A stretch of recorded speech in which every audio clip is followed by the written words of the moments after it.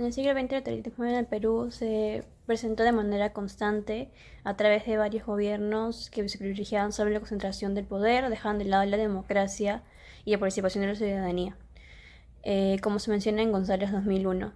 Los gobiernos principales en los que se presenció esta característica fueron Leguía, Velasco y Fujimori, que por sus diferentes ideologías y diferentes contextos en los que encontraban al país, tenían en común su manera centralista y excluyente de ejercer su gobierno. Iniciando con el caso de Leguía, su gobierno duró de 1919 hasta 1930, como se menciona en la semana 2 de clase.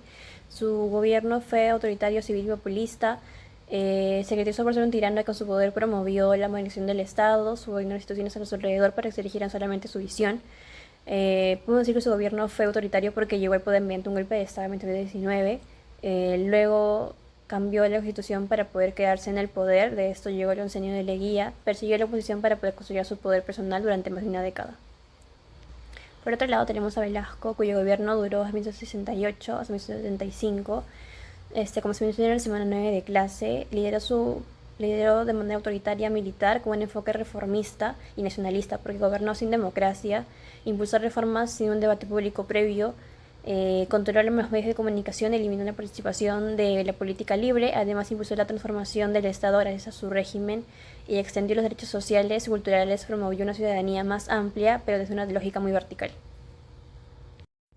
Luego tenemos el gobierno de Fujimori. Como se menciona en la semana 14, su gobierno duró desde 1990 hasta los años 2000. Tenía una forma de gobierno autoritaria, tecnográfica y neoliberal. Decimos esto porque a partir del 5 de abril de 1992, luego del autogolpe de Estado, selló el Congreso, intervino el Poder Judicial y todas las instituciones autónomas, es decir, rompió el orden constitucional. También controló todos los poderes del Estado, promovió una nueva constitución en 1993, ya que de esa forma fortalecería el presidencialismo, debilitaba los mecanismos del control democrático y además permitió y encubrió acciones corruptas del grupo Colina, que crearon matanzas en Barrios Altos y La Cantuta. Por último, también podemos afirmar que manipuló la ciudadanía y la política mediante el miedo al terrorismo, y de esa forma justificaba su control total del poder y reprimía la oposición.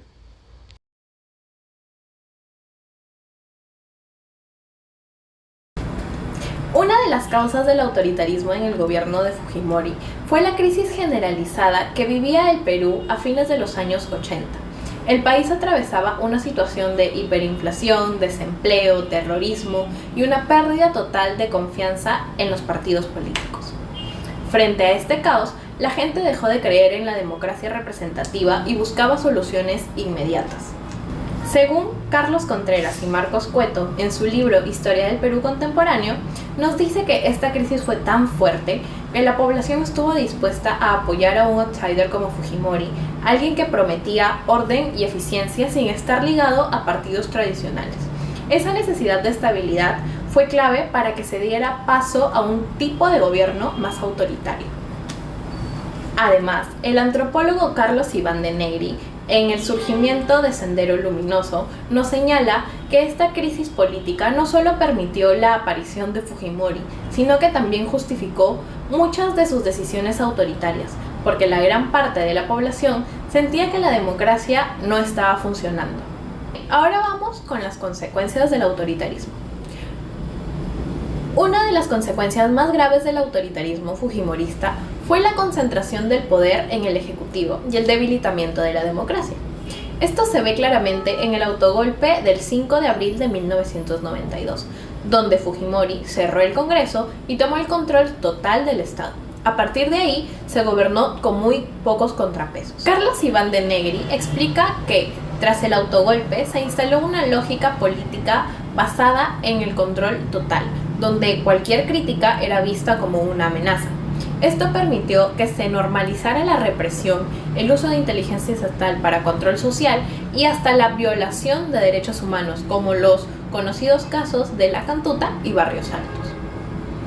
Contreras y Cueto también advierten que, si bien hubo avances económicos, el precio fue muy alto. Se destruyó la independencia de los poderes del Estado, se manipularon los medios de comunicación y además se debilitó la confianza de la ciudadanía en las instituciones públicas. Buenas tardes, haré una entrevista acerca del autoritarismo en la época de Fujimori y la pregunta que le haré es cómo influyó el autoritarismo en su vida de la época de Fujimori? Bueno, en época del gobierno de Fujimori vivimos unas épocas de sombra con la prensa que el camino que llevaba el gobierno no lo mostraba y era porque se denominó prensa chicha.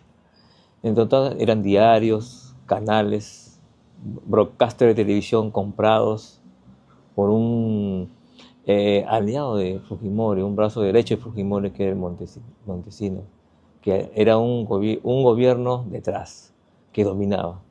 Por lo tanto, eso nos hizo ver otras cosas que hacía el gobierno y la prensa comprada, y diarios creados también por ese gobierno, con dinero del Estado, desviaban, atacaban a sus adversarios con difamaciones y a empresarios también, políticos. Y también vivíamos una época de, de mucha corrupción por parte de la partidarios, congresistas, familia de Fujimori, ¿no? Y afectó mucho la impotencia de no poder hacer nada y no teníamos como una vía, una salida a ese gobierno tan duro que nos gobernó. ¿Cómo influyó el autoritarismo en la época de Fujimori en tu vida? De hecho, el gobierno de Fujimori, cuando era joven, fueron años que, si bien tuvieron diferentes momentos de beneficio, pero también momentos complicados, fue un gobierno muy marcado por el autoritarismo, eh, algo que podemos resaltar dentro de estas experiencias sería la lucha fuerte que hubo contra el terrorismo, contra el Sendero Luminoso, principalmente se dio en provincia todo esto, pero también afectaron a la capital. Ya no se podía salir a las calles, había cochebombas, había ataques en las calles, no se podía ir tranquilo, no sabía si el lugar donde ibas podía estallar algo o podría haber algún ataque. Sin embargo, el gobierno de Fujimori, en base a diferentes reformas que hizo, pudo eliminar todo esto, pero también se cometieron diferentes actos que no fueron los correctos.